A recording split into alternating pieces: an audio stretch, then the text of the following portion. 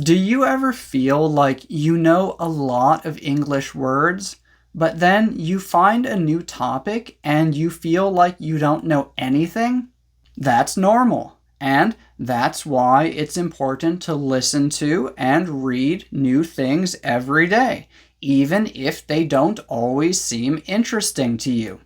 And I want to help you discover some new topics and some new vocabulary. So today, we are going to talk about milk. Even if you don't drink milk, this video is still going to have lots of useful vocabulary that you can use in your daily life. When you buy milk in the United States, it usually comes in a carton, a bottle, or a box. If the container is plastic or glass, it's probably a bottle. And if the container is cardboard or another similar material, it's probably a carton or a box. The large ones are usually called cartons, and the small rectangular ones are usually called boxes. When you buy a carton of milk or a bottle of milk, you usually need to keep it in the refrigerator or it will go bad. This means that it will start to smell and it will not be safe to drink. We can say go bad or we can say spoil. When talking about milk, they mean the same thing. So sometimes you might sniff the milk before you drink it. To sniff something means to bring air into your nose so that you can smell it more easily. If you sniff milk and it smells sour, you can say that it smells off, it smells spoiled, or it smells like it has gone bad. Also, the verb for when you keep something in the refrigerator is to refrigerate. On the packaging, you will usually see keep refrigerated or refrigerate after opening. If your milk does not need to be refrigerated, that is because it is UHT milk or ultra pasteurized milk. UHT stands for ultra high temperature, and it describes the temperature used to pasteurize the milk. When something is pasteurized, this means that it has been heated to a very high temperature so that you can keep it for a long time without it going bad. You'll see the word pasteurized not only on milk packaging, but on juice and other food products as well.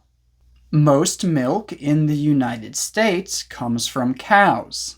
If you are a farmer who has cows for producing milk, you are a dairy farmer, and your cows are dairy cows.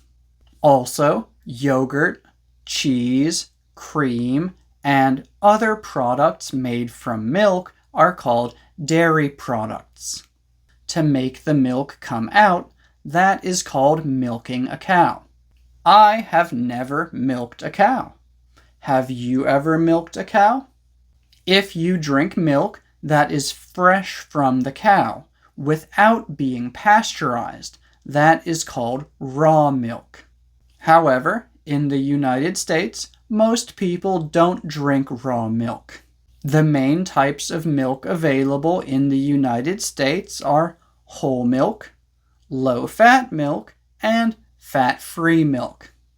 Whole milk is always called whole milk, but low-fat milk is also sometimes called reduced-fat milk or 2% milk because it has 2% fat. And fat-free milk is often called skim milk. It's called skim milk because when we remove the fat or oil off the top of something, that is called skimming. For example, you might want to skim the oil off the top of a soup or a sauce. You might also see the word fortified when buying milk. To fortify something means to make it stronger. For example, we fortified our windows before the hurricane. But when milk is fortified, this means that we have added something to it. Usually, this would be vitamin A, vitamin D, protein, or other nutrients. Also, milk has a sugar called lactose. Some people have difficulty digesting lactose, and this is called lactose intolerance. When a lactose intolerant person drinks milk, they might experience symptoms such as gas, diarrhea, or vomiting. And if we don't want to be that specific, we can also say that it upsets their stomach, or it causes discomfort. People who are lactose intolerant sometimes drink milk that has had the lactose removed from it. This is called lactose-free milk. And some people drink things such as soy milk or oat milk, which are not actually milk. We can call these milk alternatives, or plant-based milks. In the United States, many people like to drink a glass of milk while they eat cookies. When you take your cookie and you put it into your glass of milk and then pull it out, the verb is to dip or to dunk. I like to dip my cookies in milk. Dip sounds more gentle and more delicate. Dunk sounds stronger and more exciting. If you have Dunkin' Donuts in your country, that is where the name Dunkin' Donuts comes from dunking your donuts into your coffee. And if you don't wipe your upper lip after drinking a glass of milk, you might have a milk mustache.